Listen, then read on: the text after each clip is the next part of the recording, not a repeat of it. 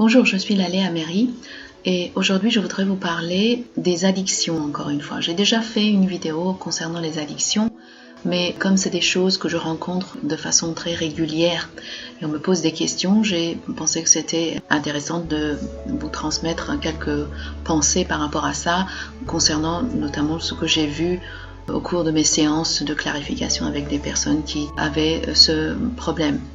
Donc le sujet c'est, est-ce qu'il faut guérir l'addiction ou est-ce qu'il faut guérir plutôt la personnalité addictive? Je précise d'abord que ce que j'entends par addiction est toute dépendance à n'importe quelle substance. Donc ça peut être de la drogue, ça peut être l'alcool, ça peut être la cigarette, mais ça peut aussi être la nourriture. Parce que même les dépendances alimentaires, si c'est systématique, ça produit le même effet addictif en fait au niveau du comportement et au niveau du cerveau. Donc la question que je me pose, c'est guérir l'addiction n'est pas suffisante parce que l'addiction, c'est une conséquence en fait d'une personnalité addictive, une personnalité qui a développé un certain schéma de comportement. Ces schémas de comportement, on les développe en général pendant l'enfance. Soit ça a été appris par l'entourage, par les parents, soit c'est suite à des décisions et des conclusions à cause des traumas qu'on a vécus. Donc ces schémas créent une personnalité qui va avoir ce besoin d'avoir une dépendance. Se focaliser sur l'addiction, pour moi, c'est pas suffisant. Il faut aller au-delà si on veut pas guérir une addiction pour ensuite créer une autre, ou si on veut pas que ça revienne. Peut-être la même addiction ou peut-être une autre forme d'addiction qui revienne au bout de quelques temps parce qu'il y a de nouveau des problèmes et des situations dans la vie de la personne qui restimulent, qui réactivent le schéma initial qui avait créé cette addiction à l'alcool, la cigarette ou toute autre substance. À titre d'exemple, je peux citer le cas d'une personne qui avait une dépendance addictive envers la nourriture. Et là, c'était vraiment toute forme de nourriture. Ça pouvait être la sucrerie, le chocolat. Si on arrêtait ça, elle voulait manger plein de beurre ou tout ce qui était gras. Ou à la limite beaucoup de charcuterie. Donc, c'était pas vraiment une chose spécifique, c'était tout ce qu'elle pouvait trouver. Elle le mangeait en grande quantité. Ça pouvait aussi, par exemple, être manger 10 bananes de suite ou manger tout ce qu'elle pouvait trouver comme fruits. À la base, c'est quelque chose de sain, mais si vous en mangez une grande quantité, ça devient une addiction. Donc cette personne, au cours des séances qu'on a fait ensemble, on a découvert qu'elle avait un père qui était totalement dans le contrôle. C'était quelqu'un de dominant qui écrasait complètement la personnalité de la mère, qui n'avait aucune autorité et faisait pareil avec ses enfants. Et donc ma cliente avait l'habitude qu'on lui dicte son comportement de l'extérieur. Pas parce que le père faisait ça constamment, mais c'est parce que à travers les peurs qu'elle avait développées, qui se mettent en colère, elle avait appris qu'il fallait faire certaines choses et qu'il fallait éviter tout ce qui était expression de soi, communication libre, tout ça c'était pas acceptable. Au cours des séances, en travaillant sur ces schémas, on a découvert que la base du schéma, c'était qu'elle sentait qu'en fait, autour d'elle, il y avait un prison énergétique. Elle voyait carrément comme une forme de cube, mais une énergie noire qui l'entourait et qui pouvait même venir de sa lignée. On a même vu que cette influence existait déjà dans la lignée du père parce que tous les hommes de cette lignée avaient des dépendances addictives à l'alcool et aux cigarettes et même de la drogue. Donc il y avait déjà un historique d'addiction. Il faut le savoir que quand il y a des dépendances alimentaires sévères qu'on appelle addiction, il y a toujours un historique qui vient de la lignée. En général, c'est ce qu'on trouve en grattant un petit peu. Donc cette personne voyait cette espèce de prison autour d'elle, une énergie qui l'étouffait et qui lui dictait son comportement. Pour elle, le comportement addictif venait de ce schéma. Et c'est vrai puisque c'était un schéma effectivement héréditaire. Et donc, à l'idée de laisser partir, ça, il était clair pour nous qu'elle devait laisser partir cette espèce de prison qui l'entourait pour pouvoir être libre de ses décisions, de savoir est-ce que j'ai vraiment faim, qu'est-ce que je veux manger, plutôt que de se dire je suis privée de chocolat, donc je vais manger plein de chocolat. Je vais aller m'acheter plusieurs boîtes de chocolat et je vais les manger toutes. Au lieu d'avoir ce type de comportement, il fallait qu'elle puisse de nouveau se reconnecter avec ce sentiment de faim et de satiété et de qu'est-ce que je veux manger. Et non pas décider en fonction de ce qui était interdit ou ce qui pouvait remplir ce vide qu'elle sentait au fond d'elle. Quand on a envisagé cette possibilité de laisser partir cette prison, elle a dit que ça lui faisait très peur parce que déjà, elle était habituée à ça. Un comportement qui est ancré et installé, le cerveau reptilien en général n'a pas trop envie de modifier. Le cerveau reptilien aime ce qui est continu et répétitif. Donc les changements, même si c'est pour votre bien, ça effraie dans un premier temps le cerveau reptilien. Donc ça, c'était quelque chose qu'on pouvait deviner en fait qui allait se présenter, cette peur du changement. Derrière la peur du changement, il y avait ce sentiment d'insécurité parce qu'elle a eu ce sentiment en fait que ce schéma, cette espèce de prison noire qui l'entourait, c'est comme si elle l'a protégée d'une manière. Elle se sentait exposée sans ça. Parce qu'encore une fois, ça faisait longtemps qu'elle était installée, donc pour le corps, c'était devenu comme une partie d'elle. Elle ne pouvait pas imaginer qu'on puisse libérer ça, que c'était pas vraiment une partie nécessaire du corps. Une fois qu'on est allé au-delà de ça, la vraie cause s'est présentée à nous et la vraie cause c'était que quand j'ai cette espèce d'énergie noire, cette prison énergétique autour de moi, je n'ai pas besoin de faire des choix et de me décider parce qu'il y a cette énergie qui a l'emprise sur moi et qui décide pour moi. Si je laisse partir ça, il va falloir que je décide, que je fasse des choix. Et pour moi, ça c'est très difficile, c'est pénible.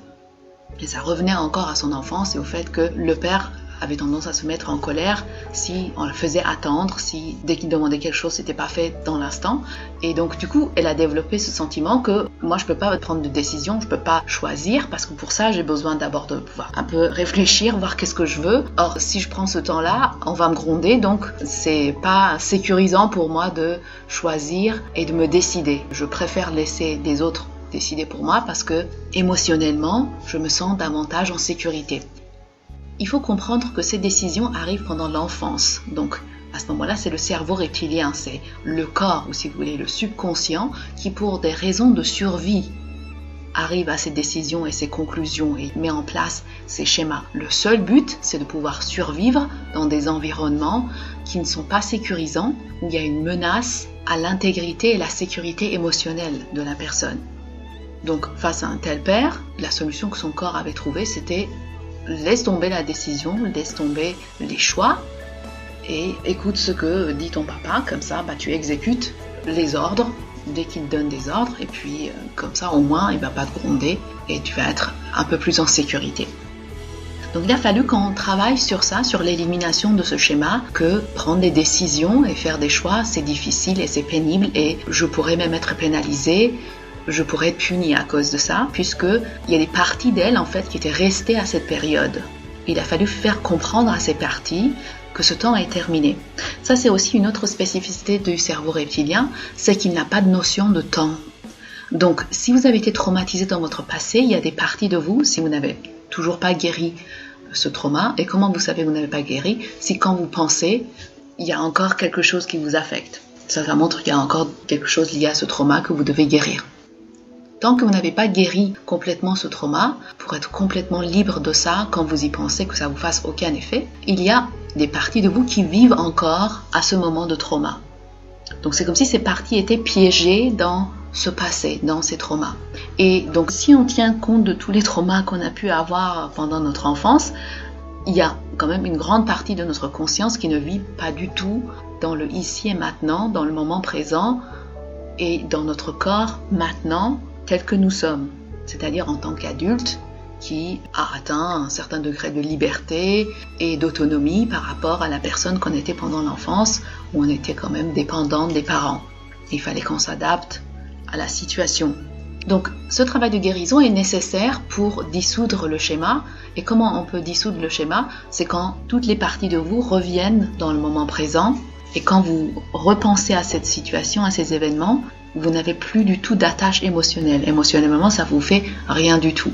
C'est vraiment la dissolution du schéma qui peut faire ça et non pas des techniques qui essaient de créer de nouvelles façons d'agir et de penser parce que il suffit qu'il y ait quelque chose qui réactive l'ancien schéma pour que vous retombiez de nouveau dans l'ancien comportement. Donc, créer de nouveaux schémas, des schémas de comportement positif, c'est pas la solution. La solution, c'est éliminer et enlever le schéma négatif.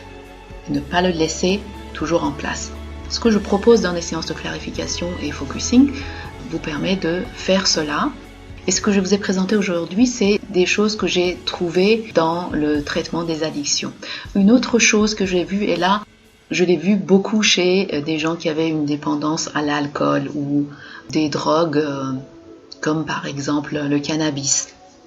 J'ai constaté qu'il y avait aussi un problème de communication chez ces personnes, des difficultés à faire face aux émotions négatives quand les choses ne se passaient pas comme la personne le souhaitait, et donc ça nécessitait en fait que cette personne verbalise ce qui n'allait pas, qu'il aille vers la personne qui n'avait peut-être pas respecté ses engagements ou qui avait créé ce sentiment d'inconfort pour dire voilà, il y a telle ou telle chose qui ne vont pas, tu as fait telle ou telle chose qui ne me conviennent pas, en tout cas exprimer ce qui ne va pas.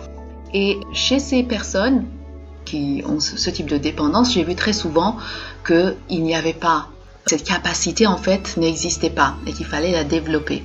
Et tant qu'on n'avait pas développé cette capacité avec la personne, on n'avait pas travaillé là-dessus, l'addiction, la dépendance à l'alcool ou le cannabis ne pouvait pas complètement partir. La personne gardait quand même une vulnérabilité. Donc ça aussi, c'est un autre aspect, et je présume que ça doit aussi être applicable dans le cas d'autres drogues qui altèrent la conscience. Il va toujours y avoir cet aspect problème de communication, incapacité à communiquer et à gérer ses émotions, c'est-à-dire prendre compte que quelque chose ne va pas, je ne suis pas contente de quelque chose, il y a quelque chose qui fait que je ne suis pas satisfaite, et puis pouvoir exprimer ça de façon non violente, sans provoquer de conflit par rapport à quelqu'un d'autre. Chez ces personnes avec ce type de dépendance, j'ai trouvé que cette capacité devait être développée. Et dans le cas des personnes qui ont des addictions par rapport aux drogues, on a certainement cette incapacité, mais on a également des traumas beaucoup plus importants qui sont arrivés pendant l'enfance ou l'adolescence, notamment parfois des abus sexuels qui nécessitent ce besoin de devenir complètement inconscient pour arrêter la souffrance. Donc dans ce cas-là, il faut aller et guérir ces traumas. Alors j'ai donné l'exemple de l'abus sexuel, mais il peut y avoir aussi d'autres traumas, mais vraiment des choses très graves qui ont profondément marqué la personne et qui continuent en fait à se jouer en arrière-plan dans sa conscience. C'est pour ça que de temps en temps, elle a besoin de prendre cette drogue pour calmer un petit peu tout ça.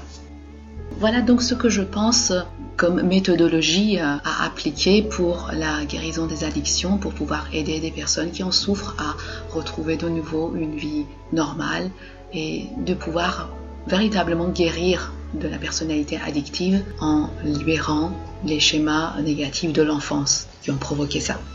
J'espère que ça a pu vous aider. Si vous souhaitez mon aide pour guérir tout type de dépendance, vous pouvez me contacter par mon site chemindesource.com pour des séances de clarification et focusing.